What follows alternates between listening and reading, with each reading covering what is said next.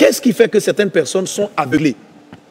C'est ce point-là, ce sont ces différents éléments que nous allons aborder aujourd'hui. Il faut les ôter de ta vie. C'est ce que j'ai appelé Lot. Il faut ôter Lot de ta vie.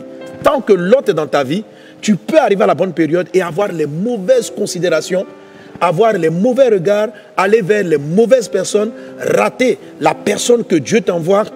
Tu peux, pendant que Dieu va te donner les affaires qui vont te donner maintenant la capacité financière d'accomplir la promesse, tu peux carrément rater cette saison où Dieu te visite pour t'élever financièrement, matériellement. Tu peux totalement la rater à cause de la présence d'une chose en toi ou de deux choses dans ta vie. Mais ce dont je suis en train de te parler aujourd'hui, c'est la présence de ce que j'appelle Lot. Dis avec moi Lot.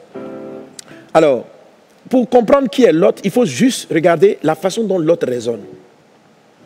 Lorsque Abraham vient, et Abraham dit à Lot, tes bergers et mes bergers ne s'entendent pas. Il est important que nous nous séparions. Lot, il dit, nous sommes frères. Or, Lot est son neveu. Donc, Lot ne respecte pas trop l'autorité. Mais Lot, il demande à Lot de choisir. La Bible dit que Lot a regardé et il a vu, donc il y avait deux territoires à choisir. Il a vu le territoire le plus beau, le plus riche, le plus verdoyant. Et c'est vers celui-là qu'il est parti. En tant que neveu, il aurait dû dire à son oncle, choisis d'abord.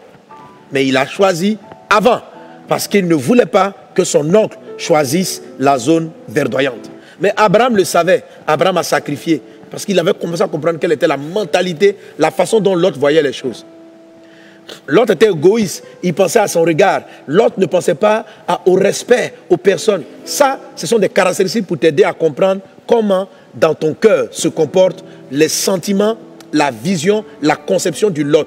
C'est cette manière de voir là que tu dois faire disparaître parce qu'elle t'aveugle. Elle t'aveugle, elle te ferme la vision, elle te ferme la vue, elle t'empêche de voir les choses comme Dieu veut que tu les vois. 1 Jean chapitre 2 verset 15, 1 Jean 2 15 dit ceci. N'aimez point le monde, ni les choses qui sont dans le monde. Si quelqu'un aime le monde, l'amour du Père n'est point en lui. Car tout ce qui est dans le monde, la convoitise de la chair, la convoitise des yeux, l'orgueil de la vie, ne vient pas du Père, mais vient du monde. L'autre, c'est quoi? C'est une manière de voir.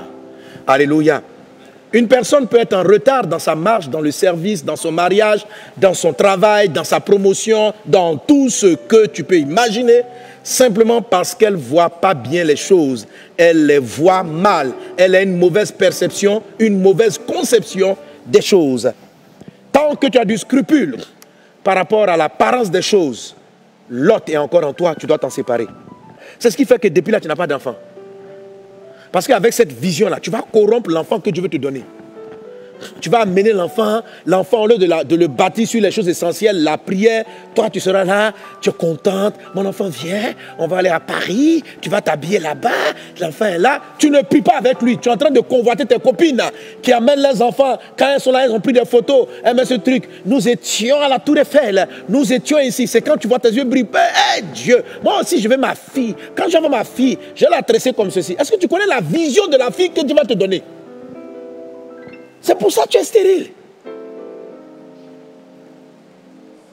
Il ne te donne pas l'enfant. Parce qu'en fait, il te dit, mais si je l'amène là, la manière dont tu vas l'élever, et puis moi, mon projet, c'est différent. Tu vas corrompre l'enfant. Est-ce que c'est ton enfant même?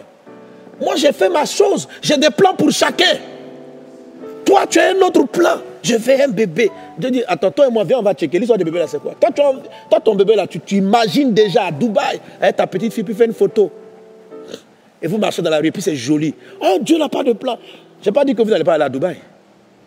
Mais le premier but de Dieu, c'est de former une guerrière de prière. Une femme qui a de la valeur. Il va lui donner de l'intellect. Une femme qui va faire changer des choses. Voilà la vision qu'il avait pour l'entendre. Mais toi, tu as une vision loticisée, lotiquée, lotie. Sois délivré au nom de Jésus, tu vas voir ton enfant. Tu es trop en retard. Il y a trop longtemps, Dieu veut voir ton enfant. Tu tardes.